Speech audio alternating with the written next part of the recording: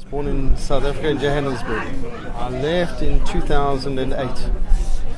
I left the country primarily for two reasons. I saw there being no future for my children and primarily for white people in the country. It seemed to be becoming overruled and prejudiced towards black people. It was dangerous.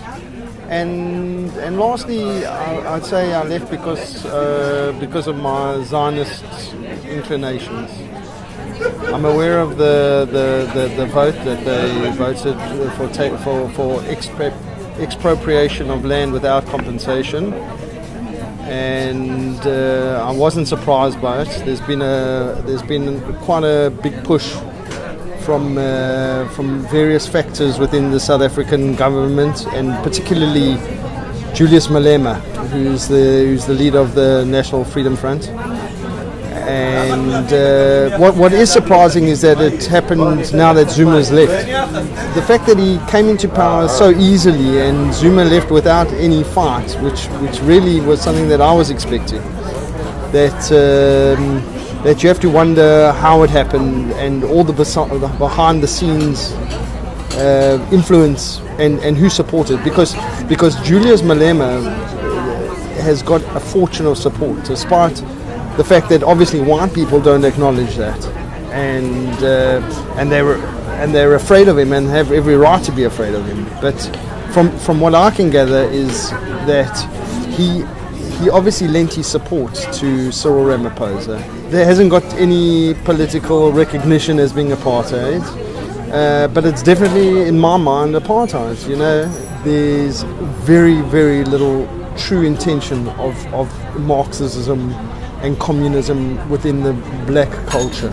Okay, it's been mentioned, it's been said, but I think if you look through Africa, there's been no true Marxist regime that's ruled the country, and it's more a question of entitlement and largely racism, because that's where it stems from.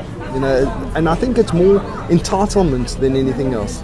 The black people, and I don't like to say black people, but that's who they are, and especially the leadership have got this feeling that because they were oppressed for so long, and they were oppressed for a long time, they are entitled to whatever's been sown on the land, and I think that time has come and gone. They've had ownership of the country now for a long time.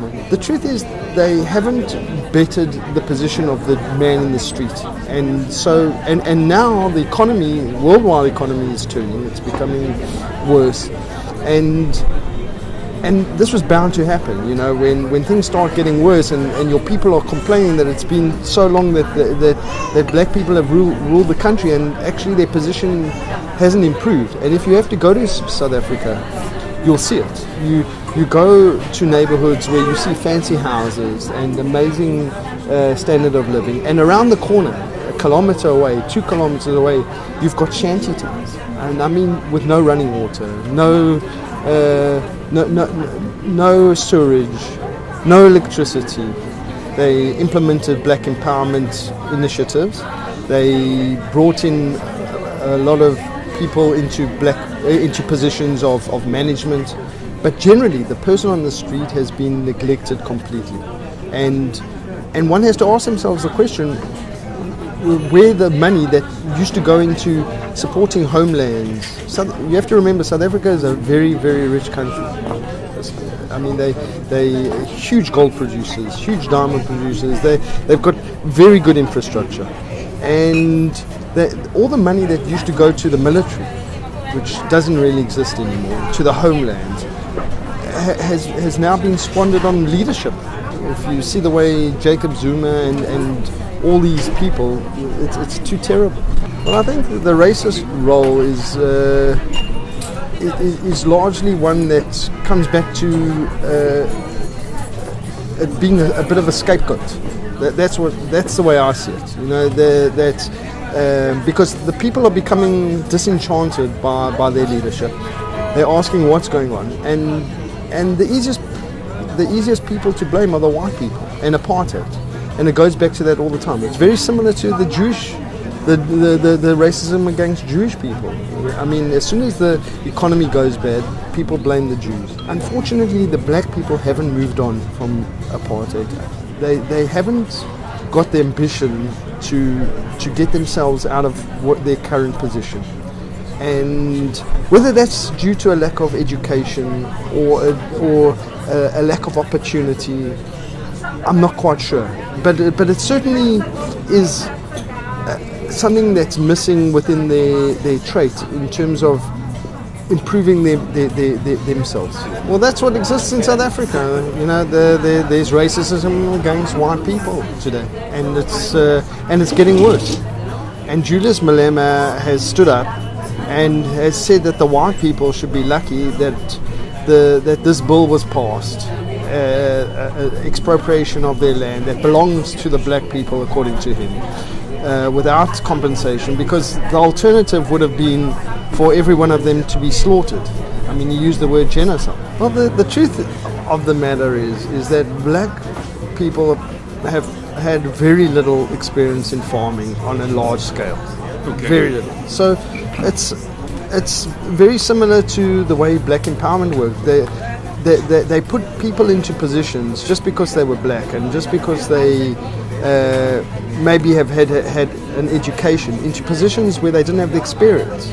And that also has led to the downfall in South Africa's economy. In a country that's rich and where people are providing a service, take that service away from them just because they want, and give it to someone who's not qualified to take over. I mean, it's a recipe for disaster. I was quite shocked when I went back to South Africa, because I hadn't been back for a while, and I couldn't believe the presence of the Muslim religion there. I mean, there was always a Muslim religion in South Africa growing up, but it was understated because there's a large Indian population in South Africa, but they let a lot of immigrants come in from Pakistan, from other parts of India. There's a presence of affluent Muslims in South Africa, and you go to the shopping centres and there's women wearing kaftas, which you never saw before. There was a time when there were sanctions on South Africa, and the one country that did trade with South Africa through that time was Israel. And rightfully or wrongfully, that happened. So it's something that they'll always go back on and say that South Africa supported the national government. I think deeply entrenched, they're anti-Semitic. The Jewish people were a very, very strong force in the anti-apartheid movement. Oh, I see. But that doesn't get recognized.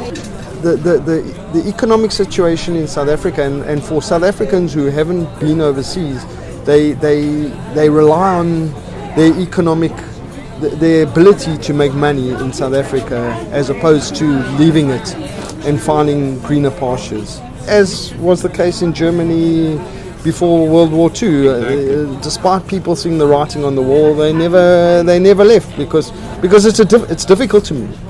You know, especially from a place where there's low-hanging fruit. Even though the fruit today is not so low-hanging, it's got a lot worse. It's become ridiculously dangerous to live in South Africa, and if you're lucky, you don't get exposed to that. Personally, you get exposed to it every single day, but you become used to it. I mean, it's when you're driving along a road in South Africa, every single house has got a wall around it of at least 6 foot, with electric fencing throughout. In the fancier neighborhoods, you've got a guard house at every single house with a guard standing outside your house with a gun. And I mean, I could go on forever to tell you the stories of what I personally encountered in South Africa, seeing people shot and encountering crime of a tremendous nature. And every single person in my family was a victim of crime.